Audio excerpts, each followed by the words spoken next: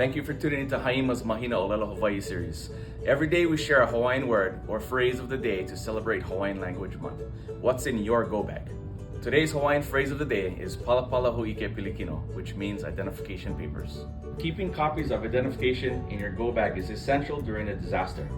Copies of a driver's license, passport, or state ID is crucial for verifying your identity when accessing emergency services, shelters, or other resources. Additionally, including important documents such as birth certificates, marriage licenses, property deeds, financial and insurance documents can significantly ease the recovery process after an emergency. Having these documents organized in a waterproof bag or folder ensures they are protected and easy to access.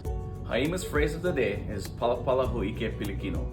Remember, emergency preparedness is a kako effort. Mahalo.